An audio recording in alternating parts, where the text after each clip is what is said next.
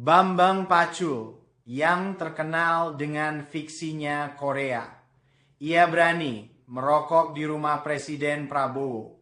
Lalu kenapa dia berani rokok di pendopo Prabowo? Menurut Pacul, seorang Korea sejati selalu memikirkan resiko maksimum dari semua tindakan. Memang, Bambang Pacul terkenal santai dan selalu berbicara apa adanya, sama halnya saat ia lantang di DPR berbicara tentang undang-undang perampasan harta. Oke, kita simak aja ya videonya. Kok dia berani sama Prabowo? Tapi sebelum nonton, jangan lupa subscribe-nya, like-in, dan share ke semua jaringan sosial media Anda khas. Pak Pacul apakah tidak dimarahi, ngomongnya Lukas itu tidak dimarahi oleh orang lain?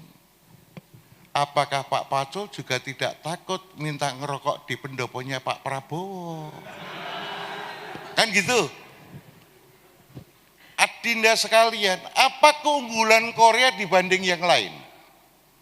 Salah satunya Korea memikirkan risiko maksimum yang harus diterima.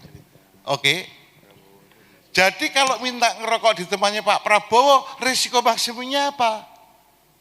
Ditolak. Wah nggak bisa, oh siap gitu, nggak jadi kan gitu. Clear toh? Bisa nggak Pak Prabowo mecat saya? Beda gang. Beda gang. Beda. Gangnya beda. Pak Pacul berani ngerokok di tempatnya Bu Mega? Mboten wae.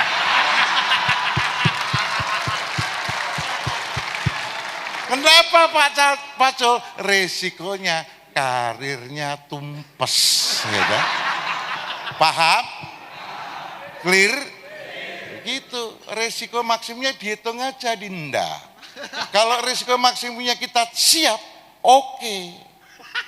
Gitu seolah gayanya berani. Enggak, itu udah dihitung resiko maksimumnya. Pak Pacul kok ngomong gini apa enggak dimarahi? Resiko maksimum udah kita ketahui kok. Kita siap. Yang orang itu khawatir. Itu beda enggak khawatir sama takut? Beda enggak sama cemas? Beda. Cemas itu tidak tahu apa yang bahayanya, itu orang cemas. Galau podo, cemas, galau, khawatir itu enggak cetak. Maka jangan dipakai kosakata itu. Kalau takut ngertilah, gua berkelahi sama ini pasti kalah, gua takut. Kan gitu. Risikonya diukur. Kalau risiko enggak diukur kan susah. Kan gitu, betul? Janganlah kau bawa hatimu galau.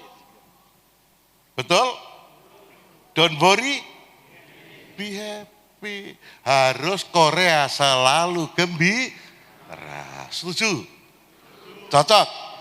Nah itu. Jadi Adinda, gak usah khawatir. Bambang Pacul mendiferensiasi diri. Begitu Pak Pacul, supaya berbeda.